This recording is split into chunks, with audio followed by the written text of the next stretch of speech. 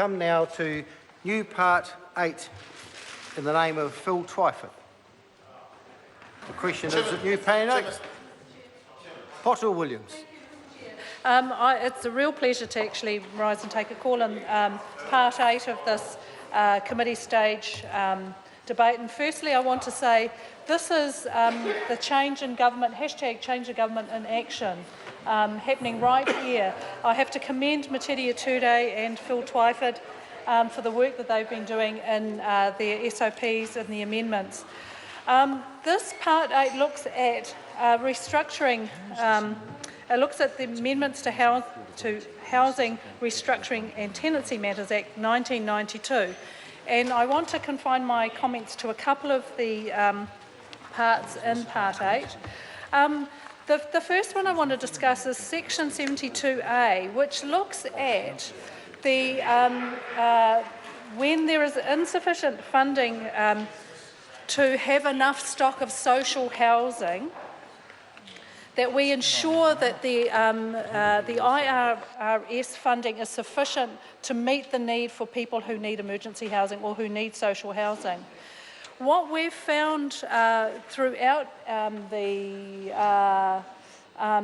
the homelessness inquiry is that people are forced into really precarious housing situations. It is the role of Housing New Zealand, and it's actually the role of government, to ensure that people are housed sufficiently. And I know that there would be many people who have a sense of disquiet at the growing numbers of people who are living in very precarious housing situations.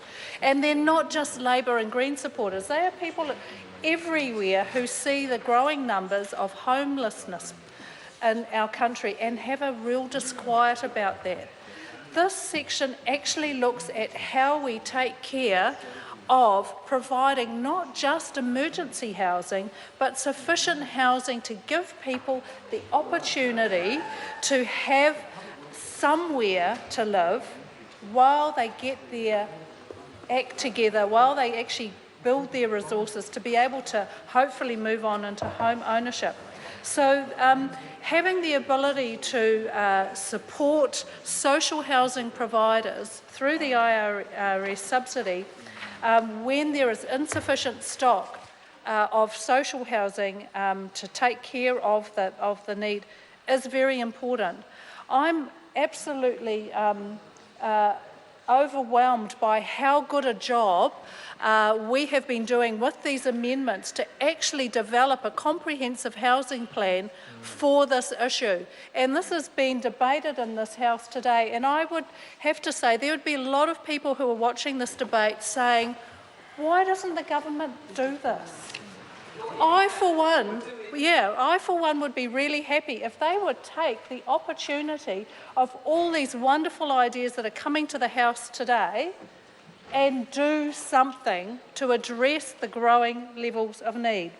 The other part that I want to address in the last 2 minutes of this call is 98C2D, which is that you should have a plan to provide appropriate responses to the diverse groups needing housing. Now, in this regard, Mr. Chairman, I want to pay particular note to a couple of groups who I don't think have been identified as having unmet need. The first one is youth. In the real world, when I actually had a job in the real world in a place called Waipuna, which hosted one of the homelessness inquiry sessions, we did a lot of work with young people. Young people don't have credit. They are sometimes a risk to landlords. They find it very difficult to get into housing. They can't find sufficient money for bonds. They are a group that find it very difficult to get housing. They often are young parents. What I am really hopeful for is that as part of Part 8, that this diverse group will have access to housing. The other group that has significant need that hasn't been addressed are women and children escaping violence.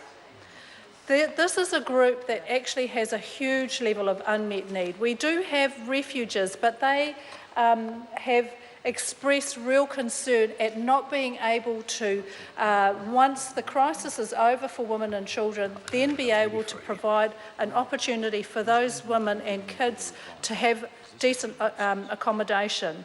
You cannot provide, we need to be able to be providing safe opportunities for housing for our community. Mr. Chairman. Mr. Chairman.